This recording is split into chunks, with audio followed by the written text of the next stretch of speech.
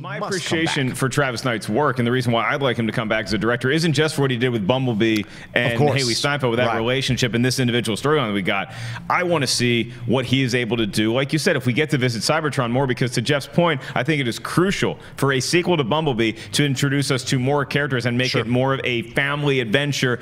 The family of Transformers is, of course, who I'm referring to. I don't care about the humans. I want to see more robots transforming in this, and that is what's going to be the link. So this is not necessarily a direct sequel to Bumblebee, and I don't think it necessarily should be a direct sequel to Bumblebee. Sure, you can have Bumblebee in there. I want to see the continuing adventures. I do not want to see this just be a standalone Bumblebee movie. I want to see them build on the incorporation of other Transformers that they had in the first Bumblebee and say, hey, now we are a fully shared universe with all the Transformers. If you don't want to include any of those other toy franchises in there yet, I'm fine with that. I'd prefer a post-credit scene. If you want to tease a G.I. Joe involvement, or you want to tease some mask involvement, I'm all for that, but I do think it needs to involve other Transformers, and therefore it should not be called Bumblebee 2 or even have Bumblebee in the name. I think that Bumblebee was a real victim of its release date. I mean, it opened the same day as Aquaman, which is has proven to be $1 billion movie. I think that they were expecting Aquaman to do much worse. And they were kind of caught off guard by how well Aquaman did and how much audiences responded to it. 2 days after Mary Poppins Returns, as well.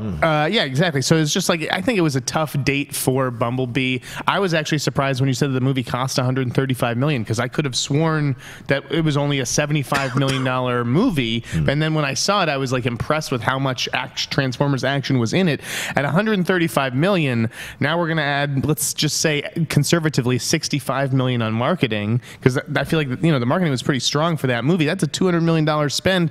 When Bumblebee crossed $400 million, that's when they start to go into profit. So I'm actually surprised that that sequel plans have been announced, because it didn't seem like it made a huge return for Paramount. But again, if they can just bring that budget down a little, even if it's to like 100, even 110, maybe they got a better chance.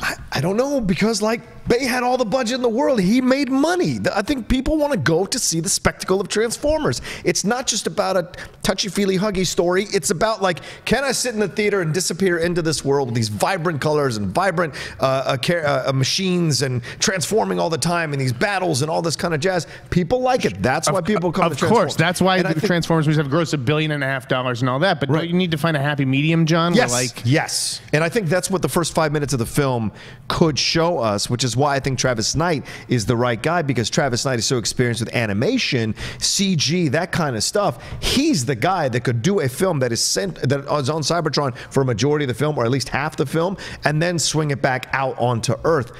And introduce multiple Transformers. So was it a mistake to not show any of Cybertron in any of the trailers, just to give people the feeling that, hey, when you go see this movie, you're going to get some of that spectacle feel? I, as a fan, was happy to be surprised. I like being surprised when I go to see a movie. I like not revealing everything in the trailer, but maybe, and this is all hindsight, we're Monday morning quarterbacking here. A lot of people just assume the name Bumblebee, the advertising campaign, seeing the classic car in there would get enough butts in seats, whereas when you look at it in retrospect, I think that if you showed some of those Cybertron scenes, you could have gotten a few more bucks. I don't disagree with you. I think that's a very valid point. The question is, we were already going, so we got the gift of unwrapping the Cybertron sequence. But if they had shown the Cybertron sequence in the trailers, I don't think it would have affected us going or not going. We would have gone anyway.